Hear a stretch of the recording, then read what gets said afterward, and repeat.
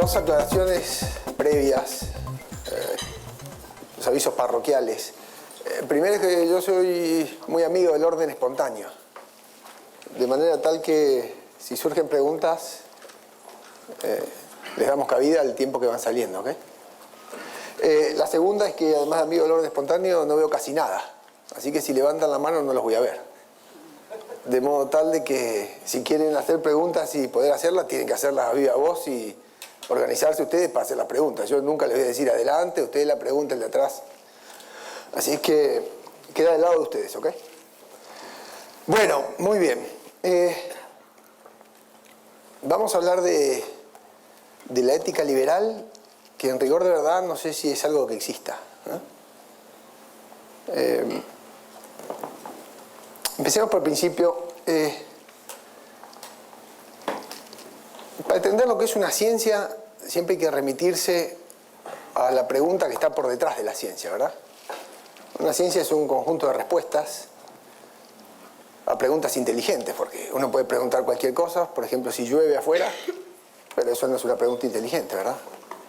Ahora hay algunas preguntas a lo largo de la historia de la humanidad que han despertado inquietudes tan fuertes y tantas respuestas, y una y otra, que al final del día se han hecho ciencias.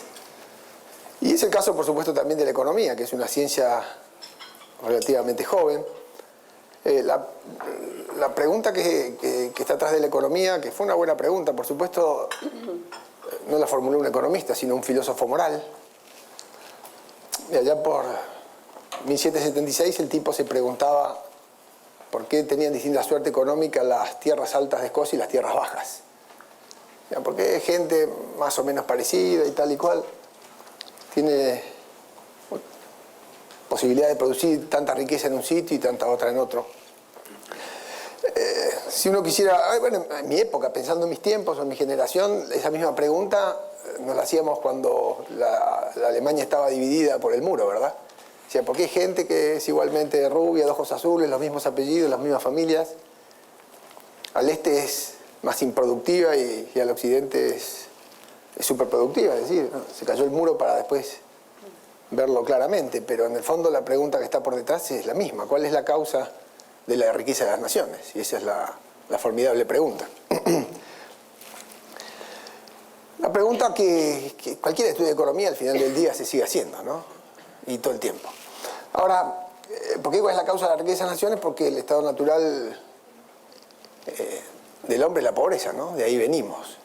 Y si esto ha cambiado recientemente, en los últimos 200 años, es justamente porque algunas cosas pasaron para que ese estado casi de naturaleza se tornara mucho más benéfico hoy día.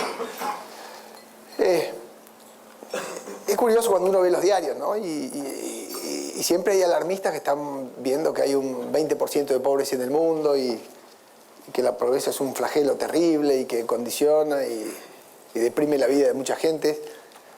Cuando la verdad es que todos nosotros debiéramos estar bien contentos por el 80% que no es que ha superado el problema, porque eso no es tal, pero que vive muy acomodadamente. A nadie se le escapa que la cantidad de bienes de la que disponemos es formidable, inclusive los más pobres acceden a medicinas y ven televisión por cable, y si uno quisiera ser provocativo y muy fuerte en lo que dice, diría que juntan mejor basura que antes. Esto es el efecto de ser provocativo. Objetivamente los pobres están mejor que antes, ¿no?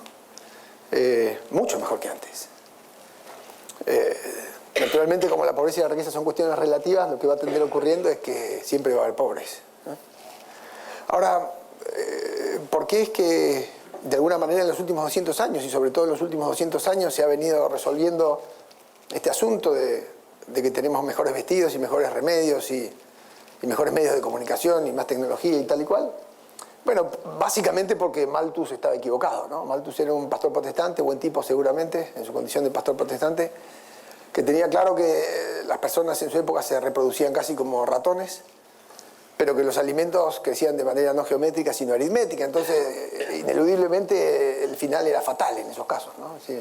¿Y cómo termina esto? Y bueno, termina mal. Si multiplicamos geométricamente la gente y los alimentos no, mejor que haya guerras y pestes para que se carguen una parte de la humanidad cada rato para mantener el equilibrio biológico. Y esto lo decía un pastor protestante. Así es que Pero bueno, el tipo está equivocado, claramente equivocado. Y si uno hace rápidamente las cuentas, se anoticia que en 200 años la población, pongamos 200, 300 años, la población debe haber crecido, no sé, por 6, por 7, por 8. No habría buenos censos en el 1700, pero podemos imaginar que hay 600 millones de personas, 800. Ahora hay 6.000, 7.000, 8.000, 9.000 en las proyecciones hasta 2050. O sea, multiplicamos eso y da por 6, por 7, por 8. La gente del promedio de vida vive el doble, ¿no? Ya Mozart se moría a los 30 años y si bien Bach fue longevo en 1500 y pico, se moría antes. Y además de eso, la gente trabajaba mucho más que ahora. Es decir, no sé si toma conciencia, pero la verdad es que nosotros casi no trabajamos. De pronto los niños hasta en buena medida y cada vez más van a la secundaria, a la universidad, empiezan a trabajar después de la universidad. Ahora hay un síndrome que se llama Peter Pan, que empiezan a laburar a los 30 años y después se vuelven a la casa de los papás para que los mantengan hasta los 40. Y los griegos se quieren jubilar a los 50. Entonces, al fin de cuentas, se trabajan 20 o 30 años, que es nada. Y la gente pervive luego 20 años después de que se jubila. Entonces empieza a trabajar a los 20, se jubila 20 antes de que se muere. Trabaja la mitad de la vida y además poco tiempo, 8 horas. Comparado con mi abuelo, con algún minero del 1800 o con esos niños que a los 5 años iban al campo y se morían trabajando. Así que en el fondo vivimos más tiempo, somos muchas más gentes y trabajamos nada. Y la calidad de satisfacción de nuestras necesidades es inmensamente mayor, ¿no? Solamente mirar para atrás y ver con qué se divertían nuestros abuelos, ¿eh? Ayer decía Pepe con la rayuela, una piedra y saltando así tontamente. O con unos carozos de durazno que tiraban para arriba y ese era el divertimento más importante. Hoy los chicos juegan con Wii y qué sé yo. Y no solo para los niños. Si nuestros abuelos están vivos es porque toman pastillas de muchos colores. Infinitos pastilleros con 20 pastillas distintas y uno para la artrosis, otro para la cabeza, otro para el recuerdo, otro para el corazón, otro para la circulación, otro para... Bueno, eso en el fondo es la civilización. Es decir, cualquiera se da cuenta que nosotros estamos casi de prestado en esto, que hay que trabajar muy poco para vivir muy bien, comparativamente. Y eso pasó en los últimos 200 años, no antes, y nunca antes. Entonces, en el fondo, lo que estamos viendo es que algo importante pasó. A la hora de preguntarnos cuál es la causa de la riqueza de las naciones, tenemos que dar respuesta a esto que pasó, y es lo que los economistas tratan de hacer. ¿Y qué es lo que pasó? Lo que pasó se llama Occidente, ¿verdad? Eso pasó, no mucho más que eso. ¿Y por qué? Bueno, Adam Smith empezó a dar respuesta a esto y el tipo hablaba de un tallercito de alfileres, pero es sorprendente quien leyó La riqueza de las naciones, y yo no me acuerdo de memoria, pero él dice que una persona en un día es capaz de producir 8 alfileres, y si no, 8, 20, ¿no? Y el tipo estira el alambre y lo abolla y lo hace finito. Pero si esa persona se juntara con 7 u 8 y hace un taller y entonces uno solo lo estira, el otro solo lo corta, el otro solo lo abolla en la punta, ¿ok? Producen 48.000 alfileres. Digo, llama la atención porque es un libro de fin del 1700 y el salto del número es impresionante, como de 20 a cualquier número enorme. Y bueno, ese era el efecto que Adam Smith le atribuía a la división técnica del trabajo, ¿verdad? Pero bueno, no solo el modo de organizarse para trabajar de esta forma, sino que fundamentalmente el intercambio y las posibilidades de asociación hace que cada uno finalmente a partir de comerciar se pueda ir especializando en distintas cosas. Y Smith lo pone también nítido en esa época y dice, bueno, la especialización va de la mano del tamaño del mercado, ¿no? Esto explica por qué en los pueblos pequeños no hay neurocirujanos, pero en las grandes ciudades sí. Es decir, el médico del pueblo es un generalista, pero en las grandes ciudades ya se permite la especialización bien profunda. ¿Por qué? Porque el tamaño del mercado es mayor y a medida de que el tamaño del mercado es mayor uno encuentra una masa crítica de clientes para las distintas cosas. Y esto no solo explica a los neurocirujanos, explica a Messi. Eso, si no hubiera mercado grande no habría Messi. Porque se ve claro en una película de hace algunos años, ustedes son chicos, pero resulta que había un avión de la Federal Express que venía con un montón de correspondencia y qué sé yo, y se cae en el medio de una isla en el medio del mar. El tipo queda ahí solo con su pelota de tenis, a la que llamaba Wilson, y en el fondo eso es fascinante para ver la verdadera condición humana, que es de total debilidad, de total flaqueza. O sea, ¿de qué es capaz un tipo solo? De nada, o de casi nada. Entonces ahí uno mirando esa película se da cuenta de todo lo que tomamos prestado de la civilización, que en el fondo es valernos del conocimiento de cada otro. y del trabajo de cada otro. Un montón de personas que saben un poquitito así de algo, apenas casi de nada, y que lo aplican a producir distintos bienes, y todo ese conocimiento se coordina de una manera casi mágica, y nosotros cuando usamos la computadora disponemos del conocimiento de los que las hacen y los software, y cuando tomamos un avión, lo mismo, aunque no sepamos reparar nosotros turbinas, y si nos operan el corazón con una cardiovascular, tampoco sabemos qué es eso del catéter o de una angioplastía, o de qué sé yo, pero hay alguien que estudió para eso y que se especializó y que de golpe nos resuelve un montón de cosas que serían impensadas para nuestros abuelos siquiera, no entenderían ellos eso. Entonces, ¿qué es la civilización? Es eso, es poder tomar ventaja del conocimiento y del esfuerzo de todos los demás en un sistema de coordinación que de alguna manera coordina los esfuerzos y el conocimiento de gente que es muy flaca en sus posibilidades reales. Seres humanos somos escasos en todos los sentidos, digo, nuestra capacidad es escasa para entender, es escaso nuestro tiempo de vida, somos limitados en nuestras energías, somos escasos en nuestros afectos, por donde nos miremos somos un bicho flaco, y mucho más flaco que cualquier otro animal, ¿no? Muy débil. Y sin embargo, en 200 años la producción la ha ganado a la población enormemente, y por eso se ha resuelto en buena medida el asunto de la pobreza, ¿no? Que es lo que nosotros estamos viendo hoy día. Entonces esos alarmistas que dicen, bueno, pero los pobres que han quedado en el mundo, bueno, sí, por supuesto, siempre relativamente los va a haber, el tema es la tendencia y en algún lugar del mundo claramente a distintos tiempos se han encontrado las maneras de coordinar esfuerzos para que cada uno se valga del trabajo y del esfuerzo del otro, y de manera espontánea, ¿no? Cada quien se dedica a lo que más le gusta, que dicho sea de paso es lo que mejor le sale, y es lo que menos le cuesta, y es por lo que más le pagan. Entonces es una serie de coincidencias fantásticas, ¿no? Porque nadie que le tiene rechazo a la sangre se va a capacitar de enfermero. Nadie que odia la matemática, en el fondo va a ser ingeniero. Entonces cada uno va ubicando el lugar y esa especialización viene a cubrir muchas necesidades, porque insisto, ¿no? Los profesores de economía existen porque no tienen que sembrar la huerta y porque no tienen que ordeñar las vacas y porque de golpe se van haciendo súper independientes de todos los demás y se especializan en una sola cosa, y eso es imprescindible para que todo funcione mejor. Solamente de imaginarse al náufrago de Federal Express, imagínense que hubiera sido Messi. ¿Qué haría solo en la isla? Un tipo que por supuesto juega bien al fútbol, pero yo creo que a lo mejor no se sabe hacer ni un omelette. Por supuesto yo tampoco sé. Pero ¿qué sería? Todas esas ventajas competitivas que se ven en todos los talentos que admiramos todo el tiempo, un gran violinista, un artista, o lo que fuera, un psicólogo, un psiquiatra, cualquier cosa. ¿Qué haría solo en la isla? Nada. Más que producirse lo que necesita y tratar de subsistir, y se moriría y el promedio de vida de él bajaría inmediatamente a su estado de pobreza natural.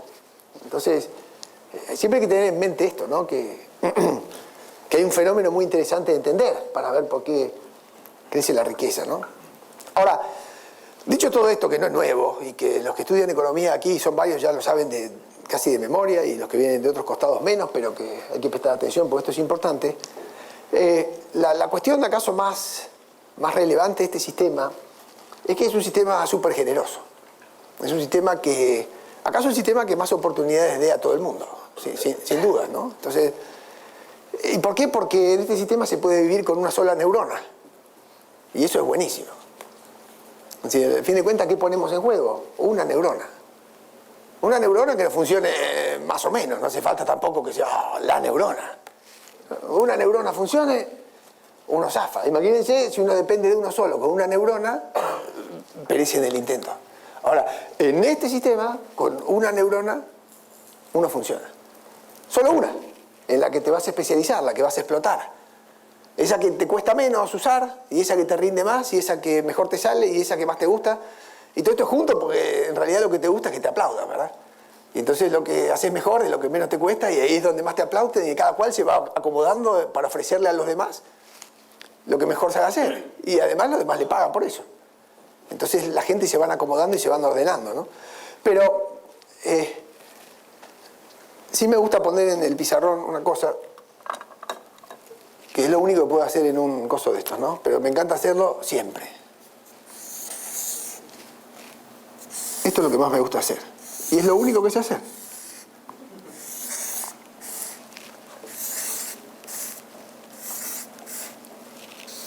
me encanta preguntarles qué es eso. Me tardé mucho tiempo en darme cuenta qué es lo que eso era. Y creo que es la única cosa que realmente me sirvió entender. Y creo que la única que entiendo hasta hoy. ¿Qué es eso?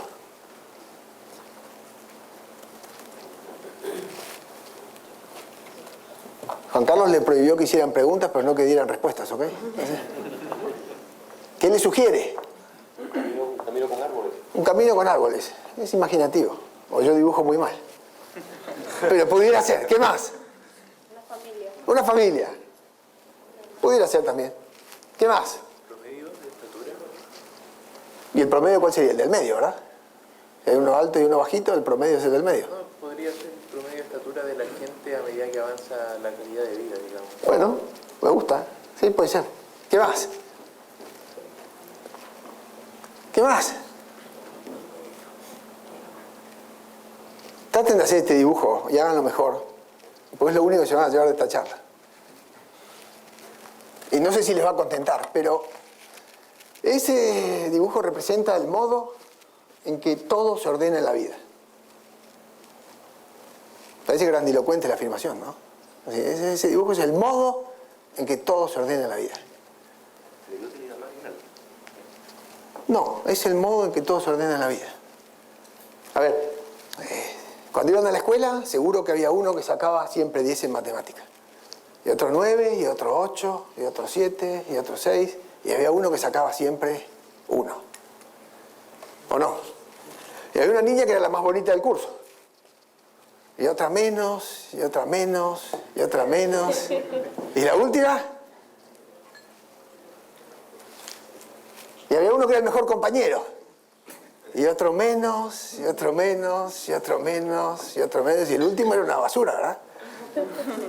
Y cuando se iba a jugar al fútbol, había uno que era muy talentoso, y otro menos, y otro menos, y otro menos. Y el último era un patadura que nadie lo quería en el equipo, ¿verdad? Bueno, pero David Ricardo, cuando habla de las rentas de las tierras y eso, también dice lo mismo. Y esta produce mucho porque es muy fértil, y esta menos, y esta menos, y esta menos, y esta no sirve para nada. Y en los sectores de la economía uno puede decir, este sector aquí en Chile funciona bien, y este menos, y este menos, y este menos, y este último no sirve para nada. Y así todo. Y así todo. Todo se ordena así. Ahora, ¿cuál es la gran noticia? Es que todos nosotros, para el 99,999% de las cosas, esas que no sabemos cómo se hacen, que no sabríamos cómo empezar a hacer, al 99,9% todos somos el último.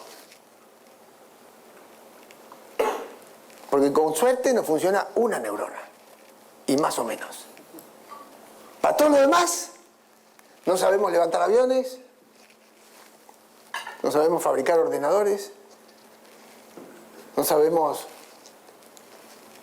hacer medicinas, no sabemos hacer operaciones cardiovasculares. ¿Qué sabemos? Nada, casi nada, de nada. Y tomamos ventaja del poquitísimo que saben cada uno de todos los otros, coordinado de una manera fantástica, para tener todos los que tenemos, todo de regalo, todo de prestado, todo sin esfuerzo, mínimo esfuerzo. Por supuesto que el ser humano es un bicho inconformista, ve 700 canales en el cable, termina de pasar todo con el control remoto, come 2 pochoclos y dice, no hay nada en la televisión, no hay nada. No hay nada, absolutamente nada, ¿verdad? No hay nada que nos venga bien, nunca. Y hace 30 años, yo cuando era pequeño veía solo 2 canales y en uno daban El Zorro y el otro Llanero Solitario. Y a la misma hora. Y además eran 50 capítulos que repetían todos los días, siempre lo mismo. Es decir, en todos los órdenes de la vida. Entonces, ¿qué tiene de fantástico este sistema? Que te da una oportunidad bárbara de sobrevivir siendo el último de todo. No hay ningún sistema que te permita eso. Por eso es que cambió el mundo en 200 años. Por esta cosa cambió el mundo. No por ninguna otra cosa. Entonces, los austríacos ya se van a empezar a enojar, ¿verdad? Pero imaginemos que esto es una curva de demanda, ¿ok? Y que esto fuera una oferta para hacerlo fácil. Y de golpe los que están aquí arriba, como yo no veo, puedo errar en lo que estoy diciendo, pero estos compran y están contentos, estos venden y están contentos, están felices. Y acá estos están tristes porque hubieran pagado, pero no les alcanza, el precio está más arriba. Y si yo hubiera comprado, pero no me alcanzó. Ahora, si la oferta se corre para acá, estos cambian de golpe la cara y compran más barato y son felices. Y eso es el mundo, eso es la globalización. Más inversión, menos costo medio, más productividad, más producción, tecnología baratísima para todo el mundo. La chica que ayuda en casa y que barre, va a ir, barre con un iPod o con un iPhone o no sé qué, por supuesto mucho mejor que el mío, y está escuchando música y no barre más, baila. No barre más, baila. Y entre barrida y barrida le contesta a la hija un mensajito y a otro, y está acompañada. Es facilísimo todo hoy. Y uno podría hacerlo al revés, porque uno puede decir, bueno, hay distintas personas que tienen distinta productividad y de golpe los podemos ordenar exactamente al revés, porque el que menos productividad tiene, a lo mejor le cuesta más. Entonces la curva de oferta del trabajo va para arriba. Y cuando aparecen las empresas y demandan más, meten al mercado a los que menos rinden, a los que menos productividad tienen. Lo que quiero decir es que los que son menos productivos también encuentran trabajo con su neurona que más o menos, ¿verdad?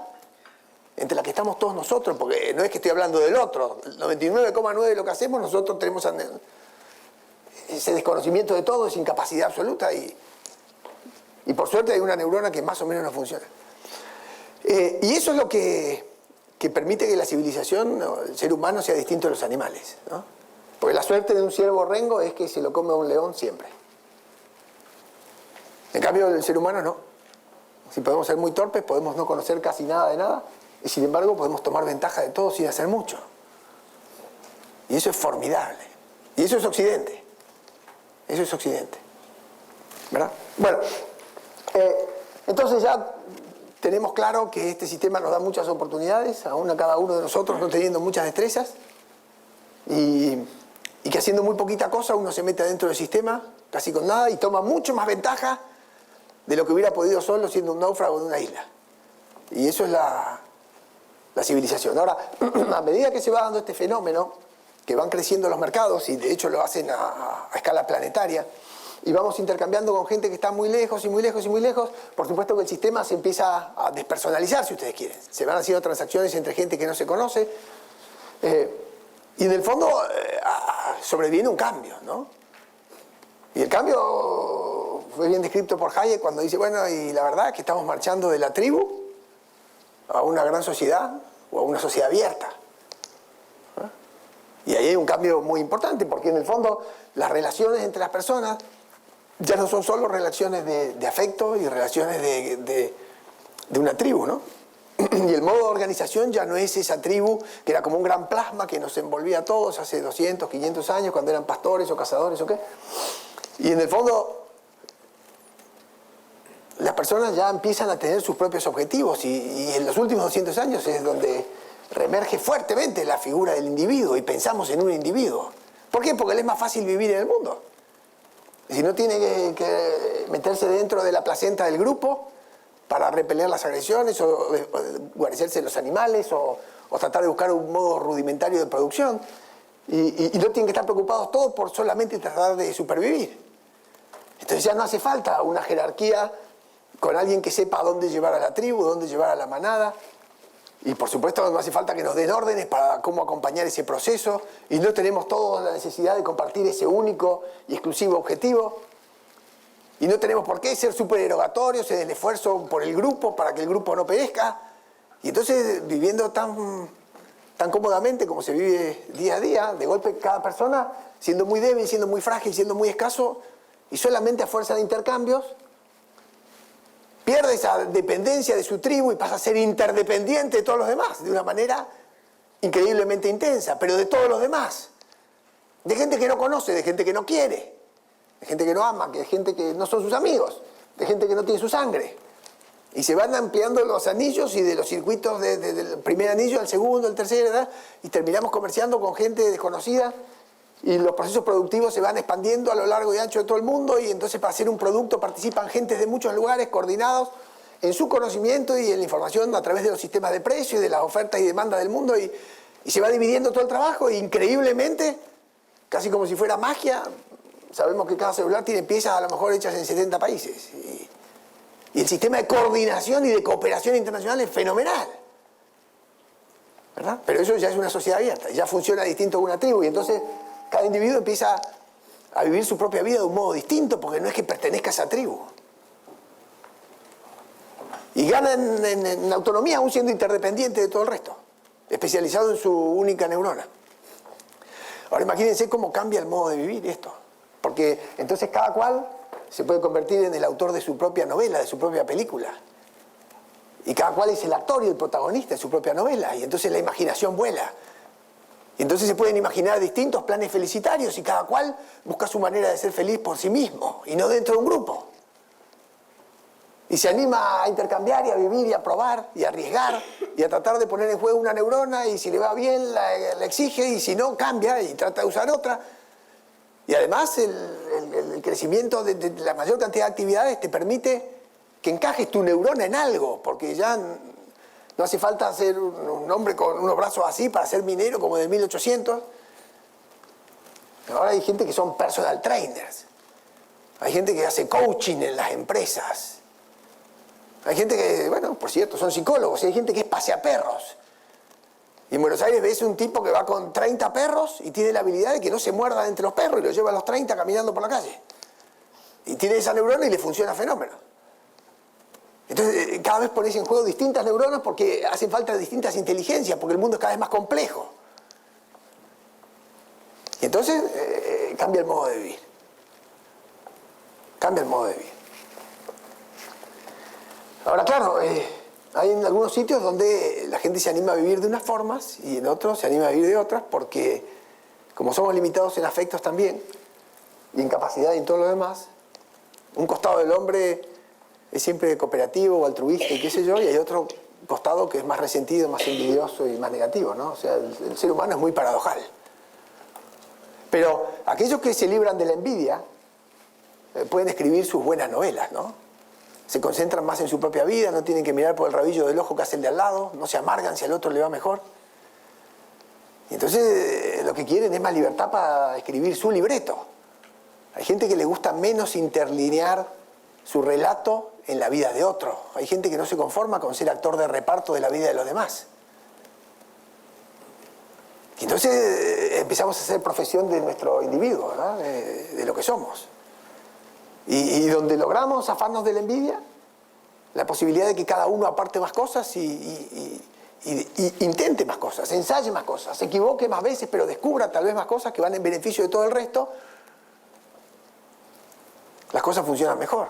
Y los que no tienen miedo a la libertad, y los que no son timoratos, y que saben que la vida es incertidumbre, y que la vida es riesgo, y que la vida es drama, y que te puede ir mal, y te puedes parar y volver a ensayar, esos tipos también le dan fertilidad a su propia vida.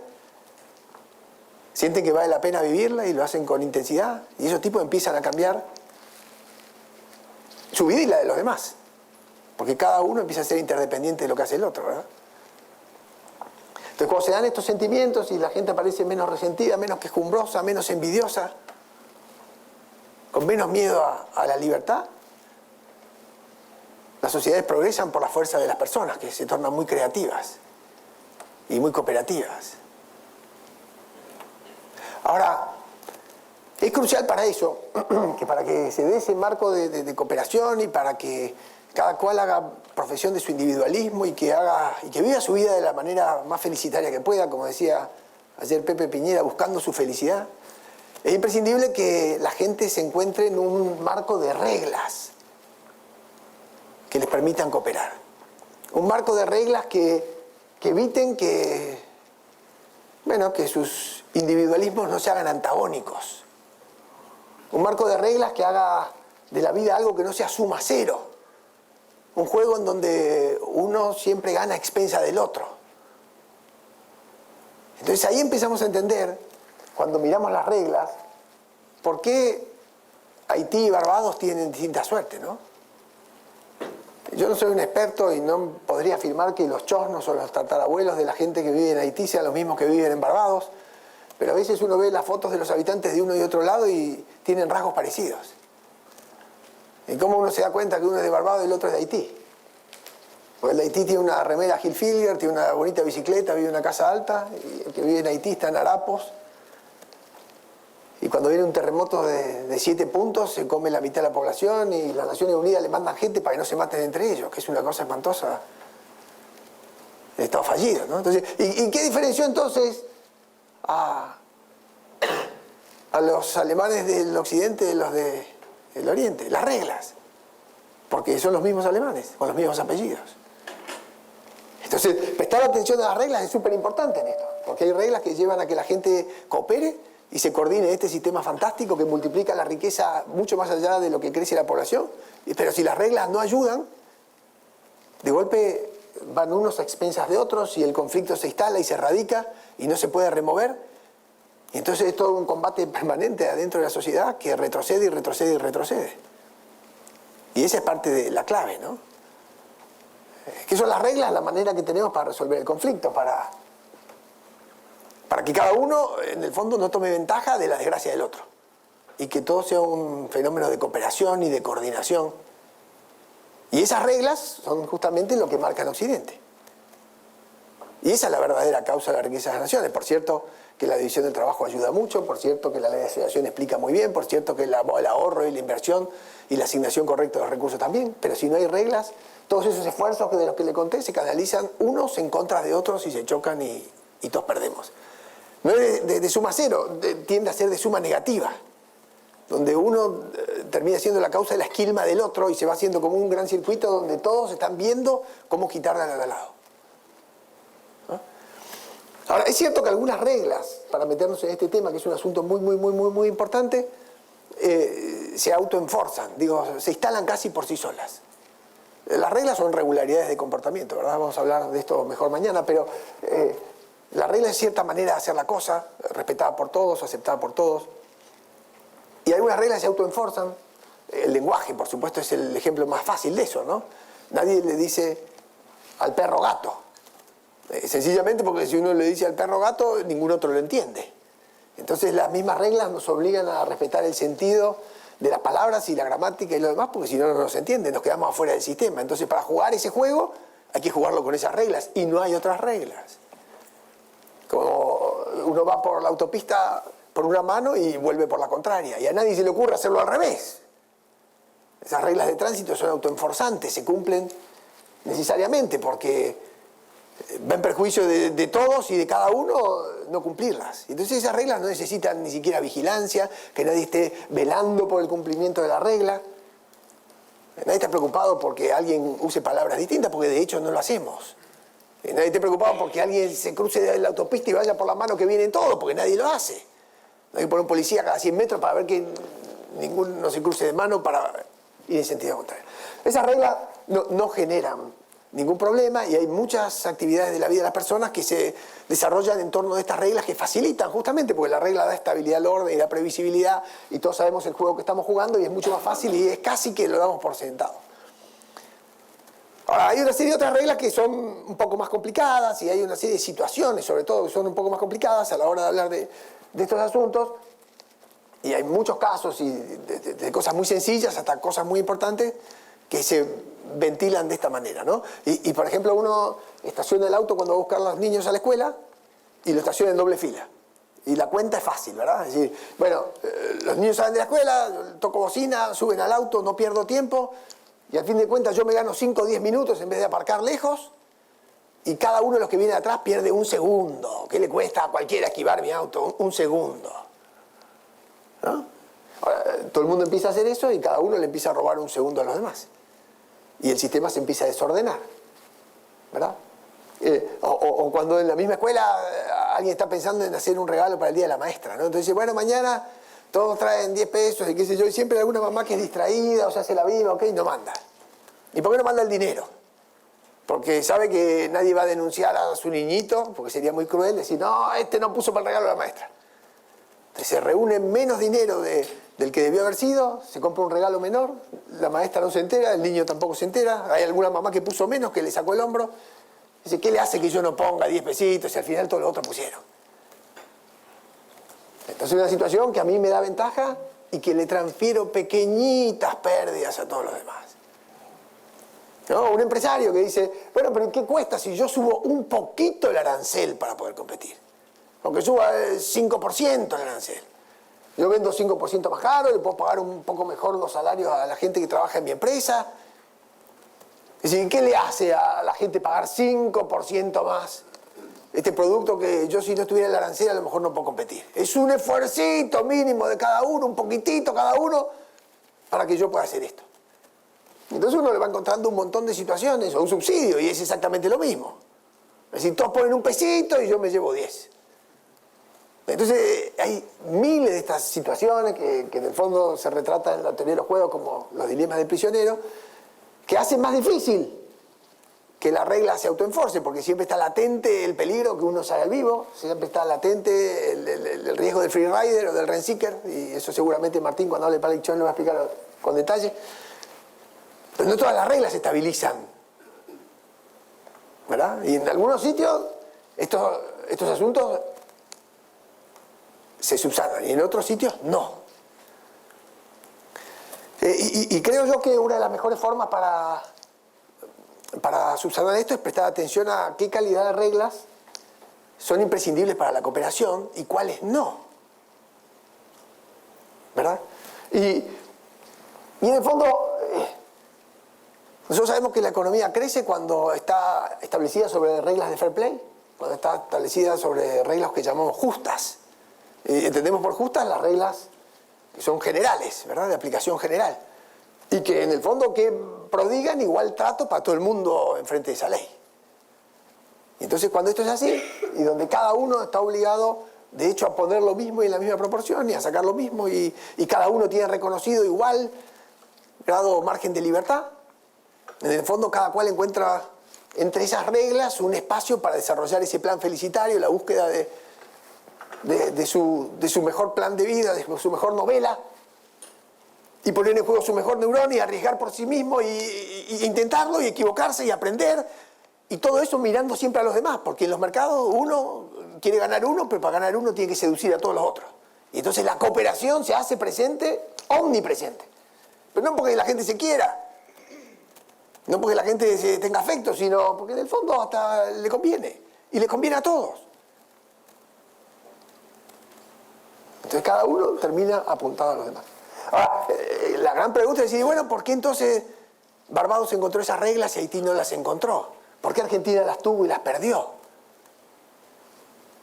¿Por qué en Occidente algunos países las tienen bien desarrolladas y la gente las respira, las transpira? Bueno, mañana vamos a hablar de eso, pero esa es la clave. Ahora, para apuntar dos o tres cosas a propósito de esto que a mí me parece sustancial, porque en el fondo si no toda la discusión es sin cuerpo.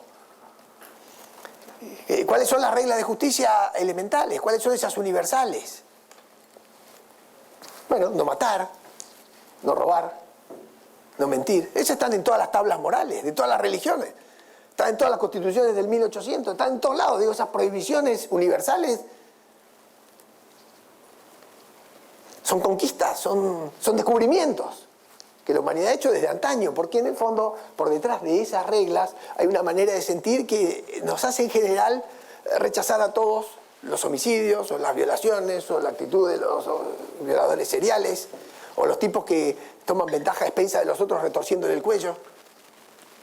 Entonces hay una inclinación de las personas a justamente rechazar estas cuestiones, porque todos sentimos más o menos parecido. Y entonces todos estamos de acuerdo, más o menos, en hacer un ejercicio de autocontrol, en bajar algún cambio, en moderar nuestro individualismo cuando es súper exacerbado y va a expensas del resto, y moderar esas pasiones súper personalistas que están asociadas a nuestro instinto de supervivencia, por supuesto, pero que con el tiempo hemos aprendido a morigerarlas y nos van haciendo personas más moderadas y que pueden convivir en un marco de reglas previsibles. Porque ¿qué es una regla? Es ejercer el autocontrol de uno a cambio de que el otro ejerce el mismo autocontrol. No te mato, no me matás, no te robo, no me robás, no te escupo, no me escupís, te saludo, me saludás. ¿Qué son eso? Son reglas que en el fondo entrañan reciprocidades. Es decir, todos y cada uno nos vamos dando cuenta y nos sale poner algo de nosotros a la búsqueda de ¿qué? De la aprobación del otro.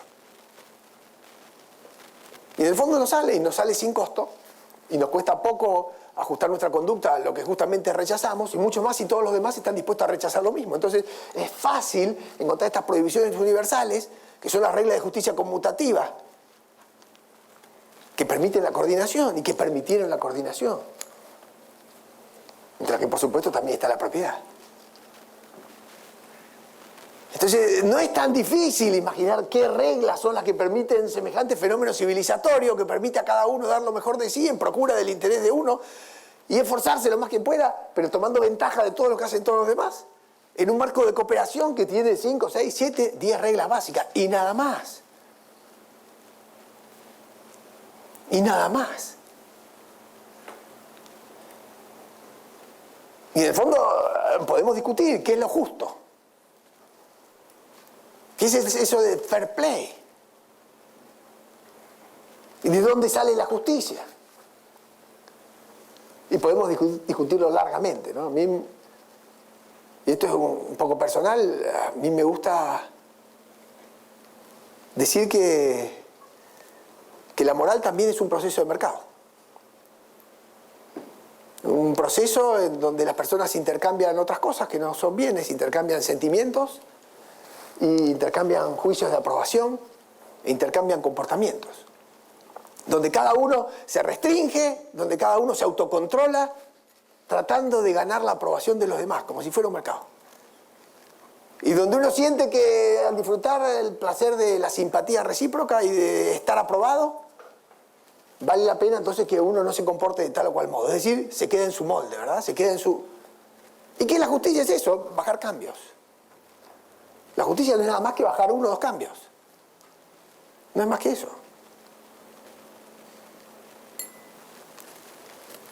La verdad que las relaciones de justicia, que son las que gobiernan la sociedad abierta, no son las mismas que las relaciones de amor.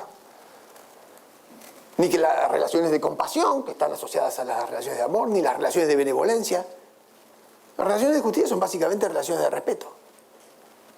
Y en donde cada uno se abstiene de hacer algo que le molesta al otro, a sabiendas de que el otro va a dejar de hacer eso mismo que me molesta a mí. Y entonces es mucho más fácil que pongámonos todos de acuerdo en esas cosas que nos molestan mucho, para encontrar un marco de convivencia donde cada cual pueda buscar su felicidad, escribiendo su propia novela, poniendo su propio esfuerzo, pero siempre mirando a los demás, porque en el fondo el éxito nuestro es la aprobación de los otros, en un gran mercado, en un gran sistema de coordinación. Y esto es fantástico. Ahora, hay mucha gente que en el fondo dice, bueno, muchos autores, por cierto, que dicen, y esto se ha venido dando porque en el fondo la gente se da cuenta que a partir de esas reglas toma mucha ventaja de ello y la utilidad de las mismas reglas la va asentando y la va haciendo funcionales. Y entonces, por aplicar determinadas reglas y por comerciar, es que el mundo se va haciendo, si se quiere, más fair play o más justo. Porque en el fondo la gente va a pedir que esas reglas de justicia, respeto por la propiedad, de los contratos, de la no estafa, del no robo, de lo que fuera, se conserven porque es justamente lo que ha permitido esta maravilla en los últimos 200 años. Entonces algunos van a tender a creer, y lo hacen y lo afirman, que justamente el comercio y ese interés propio, que es el motor del progreso, porque cada uno empuja muy mucho desde su propio pecho, ¿verdad? Es lo que no solo ha hecho crecer la economía, sino que en el fondo es lo que termina asegurando la estabilidad de la regla de justicia. Y puede que así sea, que en parte sí sea. Pero, ¿cómo estoy de tiempo? ¿Qué tiempo llevo? Te faltan 12 minutos. Ok. Recién ahora llegué al punto que quería llegar. Ahora vamos a poder hablar de la ética liberal. Recién ahora. Ok, entonces la charla tiene 10 minutos. El punto central que quiero hacer es que no importa en qué naciones se descubrieron antes esas reglas, cómo prosperaron. ¿Sí? Como dice Hayek, se van a ir copiando de un sitio a otro y hay una suerte de competencia de reglas en el mundo que va a hacer que las mejores reglas vayan finalmente desparramando sus resultados por toda la humanidad. No importa. Eso no importa. En rigor de verdad, si todo esto fuera a fuerza de amor propio y a fuerza de utilidad y a fuerza de reciprocidad, si esas fueran las 3 causas de la instalación de este fantástico orden de coordinación y de cooperación y de productividad y todo eso, en el fondo no haría falta ninguna ética. Porque permítanme referirme a la moral como ese resultado de mercado, aunque le suene ridículo, de intercambio de sentimientos, de comportamiento y de juicio de aprobación. Las personas todo el tiempo juzgan y aprueban. Y es cierto que hacen cálculos, y es cierto que la economía ha encontrado en ese bichito, esa caricatura, ese homo economicus, la explicación de mucho de nuestro comportamiento, y hago esto porque me conviene, hice las cuentas y me sirvió, y voy para allá porque es lo que... ¿no? Buena parte del comportamiento humano se explica así, pero otra gran parte del comportamiento humano se explica por esto otro de la simpatía o de la empatía, o de buscar la aprobación del otro, o de compartir aprobaciones o juicios de aprobación. Si el gran éxito del Facebook para mí es eso de poner me gusta. Eso me gusta es Hume. Hume. El que viene de la ciencia social sabe que el éxito de Facebook es me gusta Hume. Es que es la aprobación de los demás. ¿Para qué pones eso? Para que te digan me gusta. La gente busca todo el tiempo la aprobación de los demás. Y si está dispuesto a acomodarse en sus formas, si está dispuesto a moderarse en sus instintos, si está dispuesto a bajar sus pasiones, es solo para congraciarse con los demás. Por supuesto que elegimos con quién, ¿verdad? Y las personas a las que más queremos y a las que más respetamos nos interesan más que otras, porque otra vez, ¿cómo se ordena todo en la vida? Así. Y nuestros afectos también. Mi hija, mi mamá, mi esposa, mis primos, mis amigos, compañeros de trabajo, los que juegan al tenis, y más nada. ¿Cómo más nada? Sí. Eso más allá, solo para Teresa de Calcuta. Para los demás, más nada. ¿Y cuántos amigos tenés? 1, 2, 3. Pero tengo 1000 seguidores que te dicen me gusta. Y por eso es que hace falta la justicia, porque ahí no hay afecto, porque ahí no hay amor, porque ahí no hay benevolencia, porque ahí no hay compasión, porque ahí solo hay respeto, que es la manera más sencilla para que cada cual haga la suya sin molestar a los otros, en beneficio de todo el resto. Ahora, cuando encontramos esas normas de justicia que son morales y son universales, el sistema marcha. Y no sabemos por qué, porque no sabemos explicar bien de dónde surgen esas reglas y por qué se da en un sitio sí, en otro no, y por qué en algunos más y por qué se respeta. Y uno podría poner más reglas, pues podría poner la puntualidad, podría poner el aseo, como decía anoche Pepe, decir, ¿qué es eso? Ven a buscar la aprobación de los demás. Es buscar la aprobación de los demás, hay un sistema de aprobación, un sistema de... Ok, y ahora el sistema puede marchar. Y si viviéramos en libertad, y si no hubiera coacción, siendo que la moral es un mercado, y siendo que las reglas universales de justicia para mí son los precios de equilibrio a los que tiende ese mercado en todas partes del mundo, porque la gente quiere poner sus sentimientos en concordia, porque la gente sabe vivir sin guerrear todo el tiempo, ha aprendido, este es el éxito de los últimos 200 años. ¿Por qué tener miedo a gente que encuentre reglas para convivir? ¿Por qué tener miedo a gente que haga su propio ensayo de vida aportando a los demás todo lo más que pueda dar? ¿Por qué seguir buscando el jefe de la manada que nos lleve al lado que se supone él solo sabe? ¿Por qué encomendar nuestra seguridad al valor de 3 o 4 que se supone dicen que nos defienden? ¿Por qué apelar a la supererogatoria, a la virtud, si en realidad es un sistema más sencillo que funciona? Y por supuesto, si hay gente compasiva y si hay más Teresa de Calcuta, más lindo.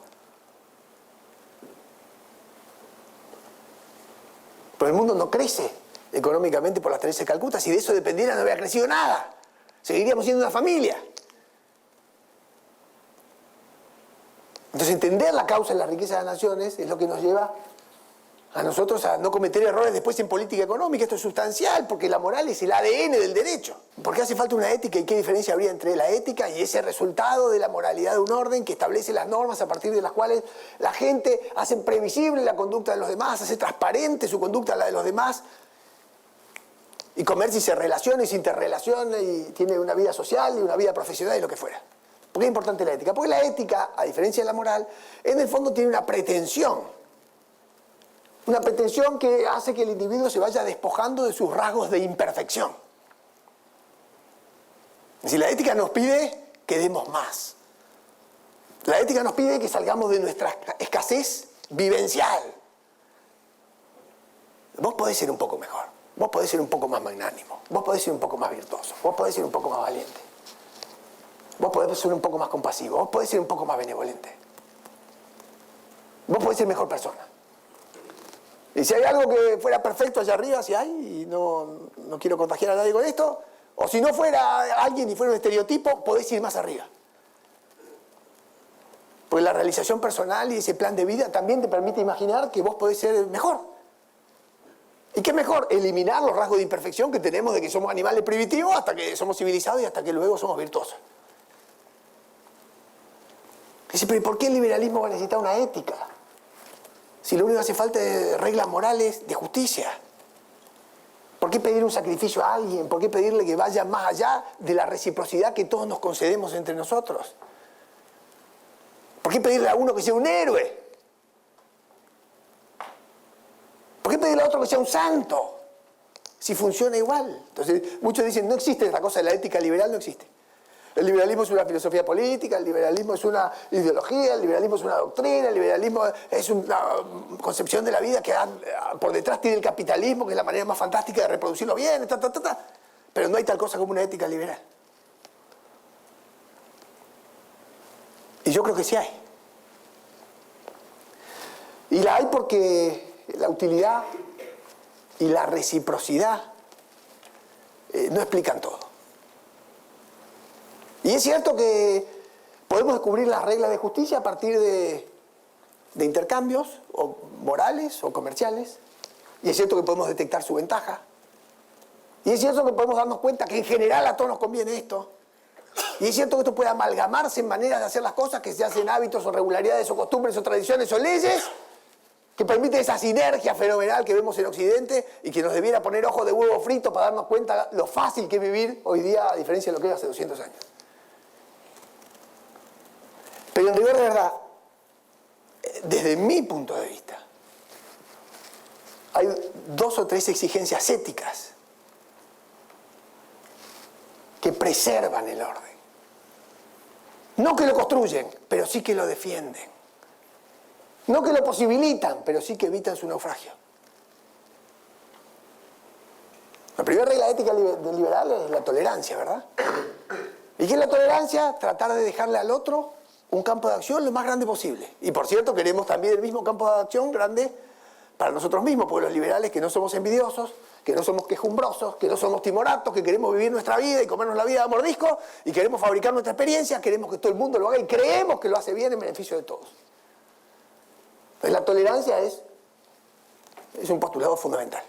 ¿Acaso el que más se ampara en la reciprocidad? Porque del fondo uno es tolerante del otro porque quiere tolerancia para uno. Y ahí no hay tal cuestión como una cuestión supererogatoria. Ahí es casi, diría, pura reciprocidad. Salvo que le tenés que decir al otro, animate a vivir un poco más. Perde el miedo y metete al mercado. Al mercado de los sentimientos, al mercado de las relaciones, al mercado del trabajo, al mercado de los amigos, al mercado... Animate a vivir tu propia vida, animate a escribir tu propio libro, animate a desarrollar tu propia persona. La tolerancia es muy importante. Pero no es el compromiso ético más fuerte de un liberal. Porque ese en el fondo hasta tiene un rasgo de conveniencia. ¿Y cuáles son los 2 que son supererogatorios, los que sí exigen de virtud? El primero de los 2 es renunciar al privilegio. Y en un mundo que es ciertamente muy complejo y donde hay muchas situaciones en eso donde uno puede sacarle un poquito el hombro sin que los demás se den cuenta. En donde uno puede hacerse alguna rentita a expensa de un pesito que pone cada otro sin que se note demasiado. En un mundo donde hay un montón de situaciones en donde uno queda en una situación de privilegio. Y por cómo se usaron las fuerzas y los resortes del gobierno y las leyes y tal o cual cosa, puede cosechar sin haber sembrado. O cosechar de la siembra del otro. Muchas veces del trabajo la vida te pone adelante tuyo un plato con un privilegio. Un privilegio es eso de lo que uno toma ventaja a expensa de otro. Y siempre media alguna fuerza. Porque no hace falta convencer al otro que te dé algo a cambio, sino que ahí está. Un subsidio, una chapita. El liberal, por definición, tiene que renunciar al privilegio. Es muy difícil. Es decir, ahora que me tocó, justo ahora que soy ministro, justo ahora que me ponen un chofer con auto grande y cómodo, y justo ahora que puedo nombrar 3 secretarias y 4 asesores. Y justo ahora que puedo hacer mi voluntad con una ley o con un decreto, sin pedir permiso a nadie, sin tener que convencer a nadie, sin tener que lograr el acuerdo de nadie, solo porque yo y mi neurona dicen que vamos todos para allá. El liberal tiene éticamente que renunciar al privilegio. Y eso es supererogatorio. Porque eso no requiere reciprocidad. Uno no busca el aplauso con eso.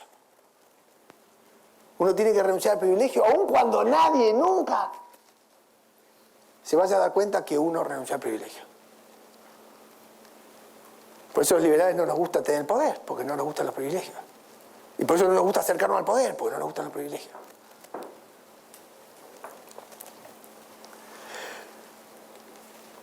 Y la segunda el segundo gran principio liberal es defender la libertad, pero no la nuestra, porque esa es fácil, la del otro, la libertad del de al lado, la libertad que está violentada por los resortes del gobierno, la libertad que quiere que el de al lado haga lo que otro quiere bajo coacción. Y ahí sí que es supererogatorio, ahí sí que uno es Superman. ¿Y por qué te vas a meter si es un problema de él? Si a vos no te trae ninguna utilidad. ¿Y qué conveniencia te sale sacar el pecho por aquel que lo están estafando? Y bueno, pero él no se dio cuenta. Y te vas a quejar vos si no se queja él.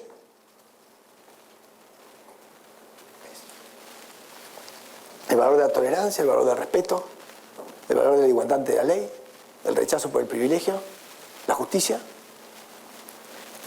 Y como decía ayer Pepe, ¿no? Que cada uno busque su felicidad. Y el Estado tutela la propiedad, la dignidad, la vida, y que cada cual pueda ser feliz a su modo. Y esa es la ética liberal.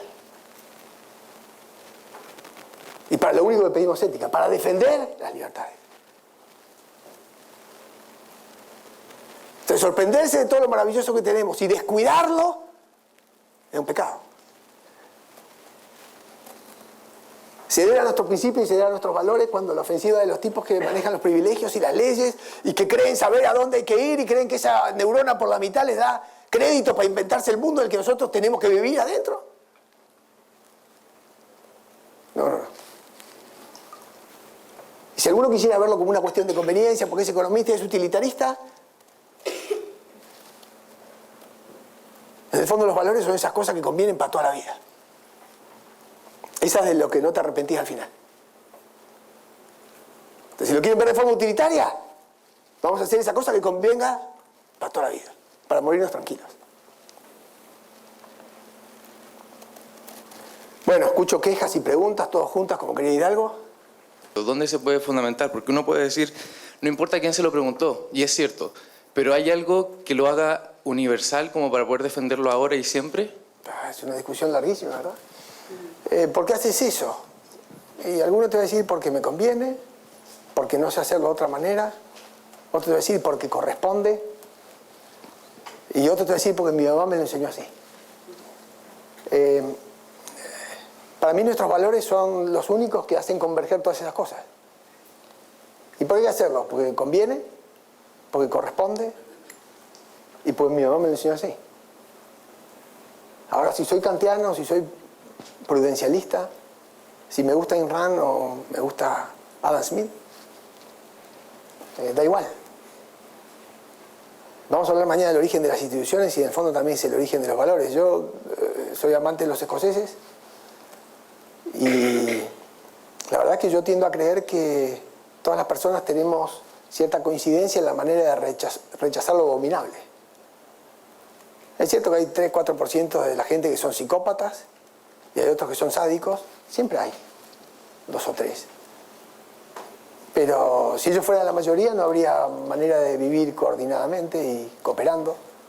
No hace falta un policía en cada esquina y todos sabemos lo que está bien y lo que está mal. A todos nos da horror que violen a una niña y que la maten. Y cuando uno ve esos casos en la televisión, casi es por unanimidad, que toda la gente empatiza con la suerte de la niña, del papá y de los familiares y de los amiguitos. O cuando matan en Estados Unidos a esos 20 niños con una ametralladora, el tarado que los mata a todos. La vindicación es justicia también cuando es proporcionada, ¿no? Y lo que ha hecho el tipo es de tal desproporción que concita el repudio universal. Entonces, ponernos de acuerdo en que matar es malo y que un asesino serial o un violador serial o un estafador serial son tipos abominables y que mejor sacarlo de la sociedad en la que vivimos porque entorpecen todo, por razones de costo, porque nos obligan a tomar seguros mucho más fuertes, a tomar prevenciones mucho más fuertes, pero además porque nos hacen la vida más sucia, más brutal, más indigerible. Entonces, si vos me preguntás a mí, yo creo que eso sale de la víscera humana. El encono y la alegría también por las cosas que creemos meritorias. Es poca la gente que no da reconocimiento a los que uno cree que hacen más y por derecha. Pueden inmutarte de Teresa de Calcuta, podés ser no religioso, pero en general la mayoría de la gente dice, qué abnegación, viejo, qué ganas. Qué ganas, yo no lo puedo hacer, pero qué lindo. No lo puedo hacer y por eso no se lo puedo exigir a nadie, porque la virtud es una de esas cosas que no paga reciprocidad, ¿verdad? O sea, el virtuoso hace sin esperar que le recompense nada. Por eso no se puede exigir. Y el que es virtuoso tampoco pide nada a cambio, porque por eso es virtuoso. Entonces nosotros como máximo podemos ser justos. Como máximo podemos ser justos. Ahora, ¿de dónde surge?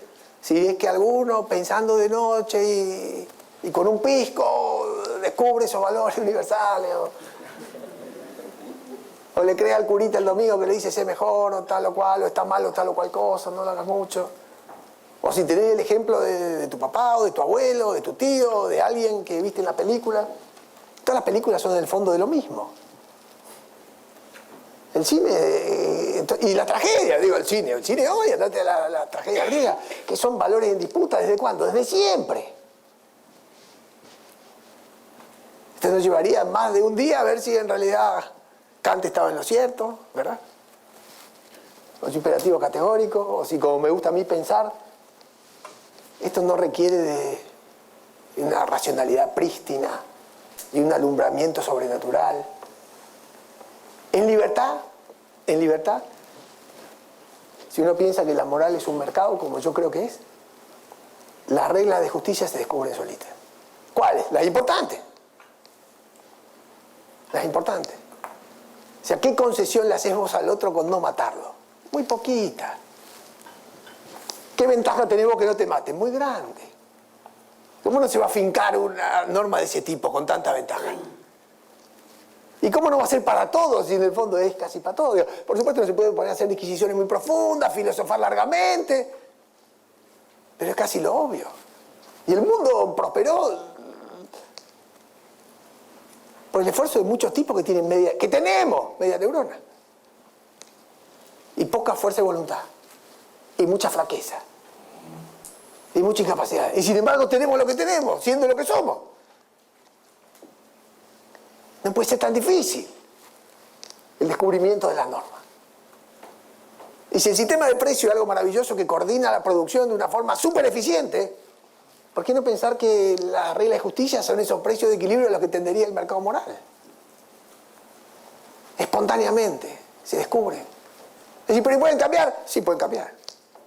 Y afortunadamente han venido cambiando, porque en otra época, y probablemente por muchas razones, los conquistadores y en épocas de dominancia tenían a otros por esclavos y las mujeres eran casi como útiles de la casa. Buena parte del desarrollo de los últimos 200 años es a partir de lavarropas de microondas, ¿verdad? Pues está tan niña en la universidad porque apareció el lavarropas de microondas, entonces dejan de fregar y cuánto se enriquece la humanidad con eso. Porque las cabezas de las mujeres están amobladas distintas que las de los hombres. La sensibilidad de las mujeres son distintas que las de los hombres. ¿Cuánto se enriquece el mundo de que la mujer participa en todos los mercados? Entonces, ¿se puede prosperar? Claro, se puede prosperar. Cuanto más igual sea la gente ante la ley, más se prospera. Cuanto más grados de libertad otorgamos a los individuos, más aportan. Cuanto menos usamos la fuerza, menos conflicto. Y para no usarla tenemos que ponernos de acuerdo en lo que universalmente tendemos a estar de acuerdo. Ahora, si empezamos a vestirnos uno con la camiseta de River y otro con la de Boca y a poner leyes para que todos sean hinchas de River, se arma un despiol. Entonces, la ley no se puede usar para cualquier cosa. Y mucho menos para expresar la voluntad de una parte. Porque eso de la ley es causa de conflicto. La ley está solo para asegurar la norma de justicia. Cuando uno empieza a usar la ley para generar injusticia, el sistema se corroe por sí mismo. Se derrumba en el acto, pierde todo sentido. Y no voy a abundar en esto, porque Martín seguro mañana cuando hable de Public Choice le va a explicar todo el daño que hace hacer leyes injustas. Si no te puedo contestar cuál es el origen, no lo sé. A mí me encanta pensar que es el pecho de las personas. Me encanta pensar eso. Y la verdad que me cierra, porque me doy cuenta que es algo bastante fácil y que en todos lados se ha venido dando. Y como yo creo en que las sociedades van progresando a medida que el individuo progresa, y cuanto mejor es la gente, mejor es el lugar en donde vivimos, tiendo a creer que con el recorrido de estos 200 años, esos principios que están en todas las constituciones son en buena medida la representación de esas normas morales de justicia, ¿verdad? Y no son tantos. Y no vas a encontrar mucha gente que esté en contra que digas no matar, no robar, no mentir, no estafar, no violar, no embromar al otro. Y un sistema que, acordate, no nos obliga a pedirle a nadie que haga mucho más. Solo si nos conmina y nos invita a que lo defendamos. La libertad requiere de la vigilancia de gente con agallas y principios. ¿Qué más? Sí, profesor. Yatzel Román, de República Dominicana. Compartimos isla con Haití. Pero yo quería preguntarle sobre la tolerancia y la defensa de la libertad. Porque en Europa recientemente estuve con la Naumann y pude ver en carne propia como partidos neonazis abiertamente enarbolan un discurso de odio a la libertad incendiario contra otras personas de creencias diferentes, pero ahí se queda un discurso incendiario. No usan la violencia contra esas personas. Si bien la incitan, en cierta forma, no están atacando físicamente ni usando la violencia. Entonces, en ese tipo de casos, ¿cómo uno concilia la tolerancia contra esas personas y a la vez defiende la libertad que ellos están combatiendo abiertamente? Sí, ese es el más cabal ejemplo del regreso a la tribu en su peor forma, ¿verdad? El regreso a la facción y a la bandera y a la beligerancia y al rechazo por todo lo distinto. Es justamente de donde nosotros venimos, ¿no? Del origen de los bárbaros, de las bestias. En general yo creo que buena parte de los discursos que atacan la libertad no la atacan estrictamente por lo que la libertad es, ¿no? Siempre cada uno le va a buscar un aderezo para buscarle a la libertad otros condimentos, porque en realidad lo que se ataca con más éxito es la presunta injusticia. No veo que prospere. A ver, en una sociedad donde el odio de unos contra otros prospera, está jodida la cosa, ¿verdad? Y ahí en última instancia, si la cosa va a mayores, eso va a terminar en un conflicto de las peores proporciones. Por suerte esos odios han venido bajando mucho en general. Yo no digo que no existan y que no estén sobreexaltados, pero yo creo que la libertad está mucho más siendo amenazada y corroída de otra forma mucho más sigilosa, mucho más subrepticia. Y en el fondo no es que hablen en contra de la libertad, porque en el fondo es poca gente la que está en contra de la libertad. Es cierto que la libertad exige responsabilidad y en el fondo tampoco eso es lo que atacan, ¿no? Pero si vos te pones a ver, los mayores ataques a la libertad están por el lado de la injusticia siempre. Esto, en el fondo, no es que sean pintorescos, ¿no? Siempre va a haber alguien que quiera volver para atrás, y siempre va a haber alguien que sea un outsider y que tire de fuera, y un francotirador. A mí me parece que se desacreditan solos. Y si vos vivís en una sociedad de animales donde todos están dispuestos a eso, correte, andate, porque no tiene sentido que pierdas un minuto de tu vida en eso. A mí me parece que la amenaza a la libertad, para lo que nosotros vivimos hoy, pasa por otro lado. Por tipos que te venden de otra forma ciertas presuntas injusticias que la libertad establece. Entonces ellos se parapetan en la idea de la utilidad del mercado, de la transacción, de lo material y tal y cual. Por supuesto que nunca van a reparar que la moral es un mercado, pero en el fondo lo que ellos apuntan siempre es a la idea de injusticia, ¿no? Y ahí es donde creo que tenemos la principal batalla en nuestros países. Insisto, no niego que hay esos neonazis y tal y cual, y que no sean en peligro, pero uno espera que se reabsorban en su propia salsa. Uno espera que la cordura de gran parte del orden los deje a ellos siendo el 2 o el 1 o el 3%. Y para crecer políticamente van a tener que mitigar esa bandera, porque no creo que llegue mucho más del 3% con esa bandera. Ahora, ¿pueden mitigarla y camuflarla? Sí. ¿Y pueden acrecer un poco? Sí, también probablemente. Y pueden a veces agarrar esas contraolas que hacen que ante una falla económica todo el mundo se quiera cargar la democracia a los políticos y de golpe juntar más votos en esos momentos. Sí, en esos momentos puede que junten más votos. Pero yo no creo que deba preocuparnos tanto eso como lo otro, ¿no? Porque yo lo que sí percibo es que la libertad se va perdiendo de a grados. Y la bandera para quitarnos la libertad es una presunta injusticia. Y es una presunta injusticia fundada en una utopía, en una quimera. Y es la manera más fácil de convencer, porque uno apela a la emoción, ¿verdad? Y dice, ¡qué lindo sería así! Todos accedieran a mejores resultados. Si no hubiera pobres y todos fueran como mínimo clase media, que serían pobres de los que están más arriba, pero ¡qué lindo sería así! Todos tuvieran las mismas oportunidades. Y de golpe es un cuentito bien escrito, pero es un cuento. ¿Por qué? Porque para hacer eso hay que exigirle a la humanidad que sea Teresa de Calcuta. Una mitad de la humanidad tiene que ser Teresa de Calcuta para darle igual oportunidades a los otros. En un sistema que es estático y cerrado. Eso dura un minuto. Si vamos a repartir hoy, pero después no funciona más. Ahora lo otro ha crecido brutalmente. Es comodísimo eso de apelar a la compasión de las personas, o a la magnanimidad de las personas, a la benevolencia de las personas. Porque a todo el mundo le hiere ver un chiquito huérfano y desnutrido. ¿A quién no le rompe los ojos? Y por supuesto también es cierto que a la mayor parte de la gente le da humanamente un poco de envidia ver una persona que sea exuberante en sus consumos. Dices, mire, la gente nos compadecemos solo de los grandes pesares de los demás y disfrutamos solo sus pequeñas alegrías. Por eso es que cada vez que ve gente quejumbrosa y que se queja por nada, la mayoría de la gente lo hace un lado, lo aparta. No le dan ni 5 bolillas. Ahora, cuando tiene un drama, ahí la gente se arrima. Y a la inversa. En cuanto a las alegrías, nosotros celebramos las pequeñas alegrías, pero nunca las grandes, porque te saca una ventaja grande y la envidia que es humana te impide.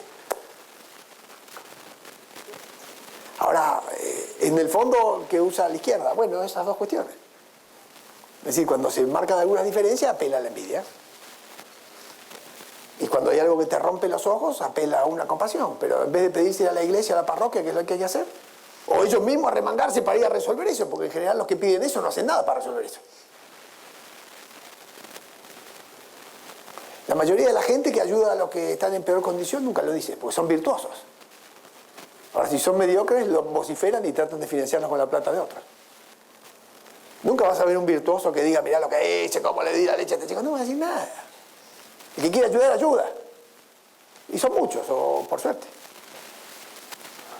Ahora, el que pide para resolver eso, pide para resolverlo con la plata de otro, no con la de él. Y con el esfuerzo de otro, no con el de él. Y quiere cobrar un sueldo por hacer eso. Bueno. Profesor, Sí. Quisiera posicionarlo de nuevo con el tema de los fundamentos. Sí.